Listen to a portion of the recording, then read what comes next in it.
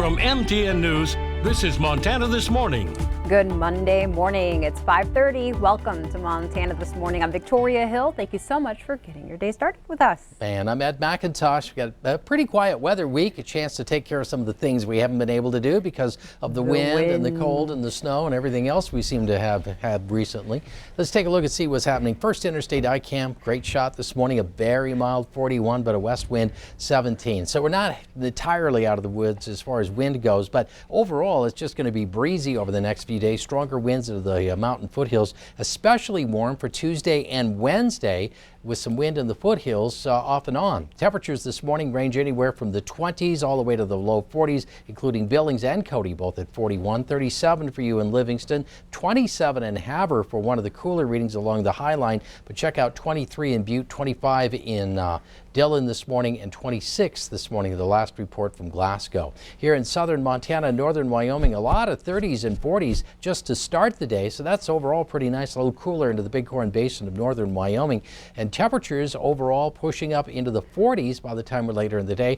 The clouds will increase a bit and it'll be a little breezy from time to time. I'm going to make a quick mention as well that tomorrow is Turkey Tuesday. Yes. Here at Q2, so we're going to be outside collecting for the Billings Food Bank and also for Toys for Tots. We invite you to come by. We'll have it all set up, social distancing. You can just do a drive-through. We'll let you know too how you can give online if you want to do it that way. And preferably frozen turkey, not a turkey like the one pictured in its full alive form. Yeah, well, those are a little harder to handle. Yeah, you know, speaking of the wind this weekend and stopping people from doing things, we were leaving the grocery store and there was a worker out in the parking lot, must have been told to, hey, go pick up the trash out there. And we felt so bad for her. She had her dustpan and the broom and everything was blowing around. My husband's like, I think she made someone mad because that's the only way you could be given that job. Go outside and come back when I tell you. Yeah, might be the week though to get those Christmas lights hung. That's true. You don't have to turn them on yet, but you know, no one wants to hang Christmas lights in the cold. Yeah. And for some of us, it's just turn them on from last year. Yeah, there you go. That works too. All right, Ed. Well, thank you so much for the weather update. I will get everyone updated on the news now. Okay, thank you.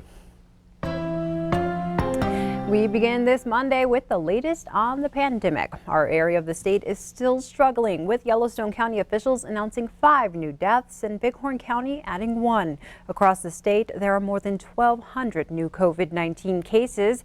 More than 17,000 are active today. Yellowstone County alone has more than 4,000 residents currently infected with the virus. 536 Montanans have died. Statewide, the medical system continues to be overwhelmed. More than 430 people are in hospitals across the state. One surgeon in Missoula is helping treat COVID-19 patients because almost 40 of her co-workers have been forced to quarantine. Like many other hospitals in Montana, Community Medical Center has brought in out-of-state help as well. The surgeon says it makes it all the harder to see those in the community who don't take the pandemic seriously. Absolutely frustrating. You know, it's simple and it's not major life change to be wearing a mask. It is a major life change to be staying away from friends and loved ones, and I totally understand that. But it's crucial that even if you know that you're somebody who may or may not get, you know, very ill, or you don't care about yourself as much getting ill, it is important that you're protecting the community at large and of course your loved ones, because you may be spreading the virus before you even know you're sick. Billings hospitals are also feeling the strain. For example, Billings Clinic has 83 COVID-19 patients right now and is over 100% capacity. And Montana is not alone. Across the country, intensive care units and hospitals are feeling the pandemic pressure. Just last week, the number of patients in ICU beds nationwide was at levels not seen since May. Reporter Ashley Sampson looks at the systems hospitals use to give patients the best care when doctors worry they are about to be overrun. I still have a lot of connections because of the things I've done in the past. So Dr. Todd Vento has spent most of his professional life preparing for the worst case scenario. He's an infectious disease specialist who previously worked for the Department of Defense, managing the Ebola outbreak in West Africa. He's since been recruited to fight on the COVID front lines. When you prepare and live in that world of constantly preparing for a true threat, you do expect that it could happen. In video provided by Intermountain Healthcare and University of Utah Healthcare, you can see states in the Mountain West are reaching a critical tipping point. The talk of moving to crisis level of care is imminent. One example, the Utah Hospital Association is reporting double the number of COVID patients in hospitals from 2 weeks ago and 5 times the amount of patients from 2 months ago. So, what happens at hospitals when numbers surge? The process of load leveling happens first. Balancing out where the patients are so you don't have one facility that might have 110% of capacity while another facility is at 70%. A patient management system called Care Traffic Control covers 7 western states. Like other systems in the country, it tells first responders where they can take patients. Next comes contingency care. And that contingency plan might be an example such as, well, we realize, okay, we're going to need to take care of more COVID patients, so maybe we convert another hospital that can take care of non-COVID patients. Part of the contingency plan also means canceling non-critical surgeries. And finally, crisis levels of care. The concept of the term of crisis standards of care really gets down to a similar concept in combat in the military, and I know that may sound harsh, but it's really about triaging. Meaning doctors will be forced to make tough decisions about who gets care and what that'll look like. As many states smash records of COVID cases, healthcare workers are being stretched thin and asking for help.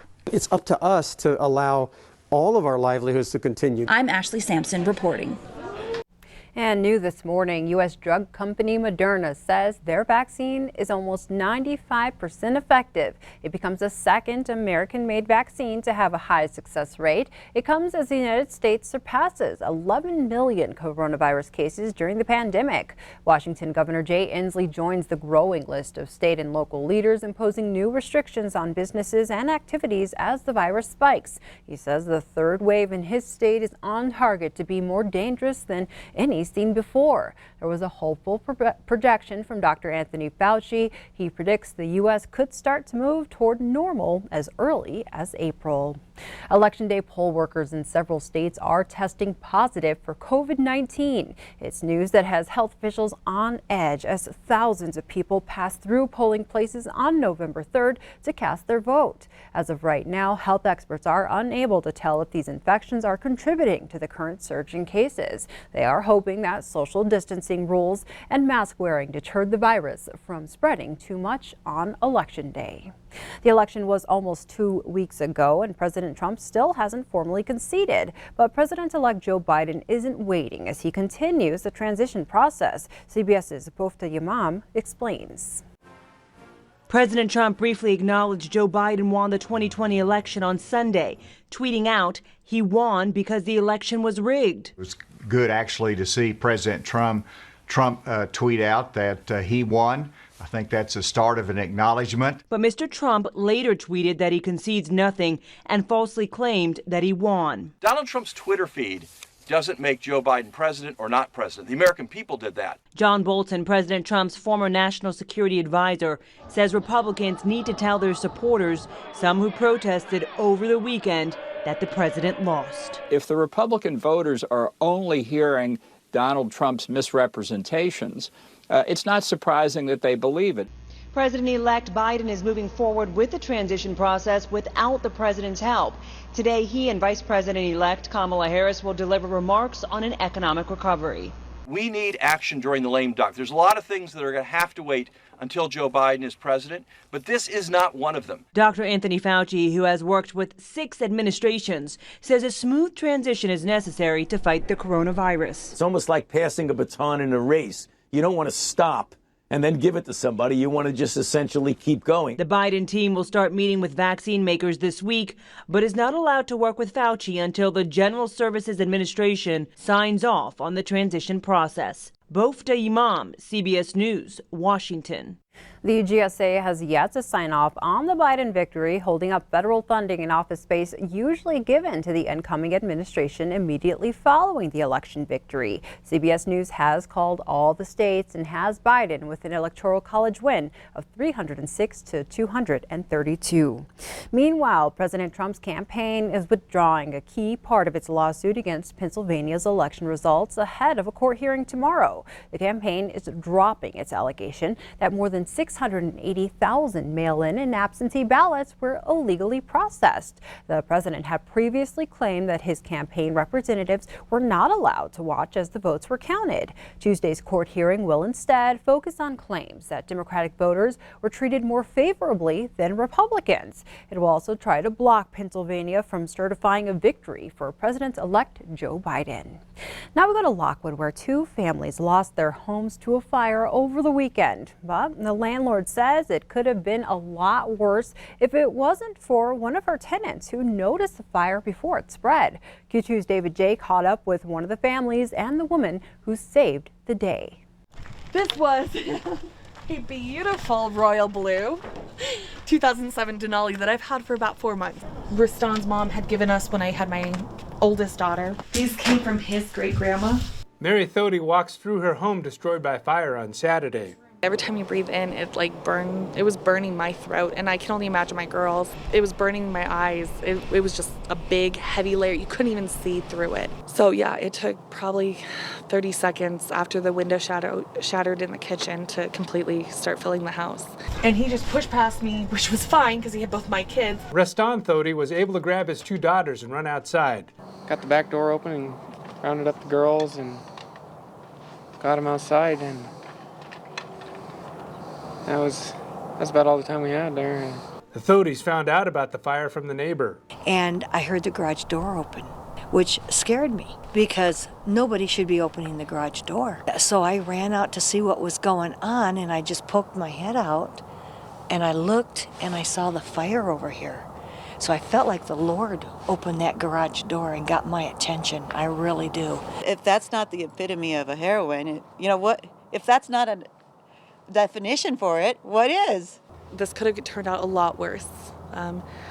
So yeah, Jeanette saved our family. In Lockwood, David J., MTN News. And the Lockwood Fire Department has yet to release the cause of the fire.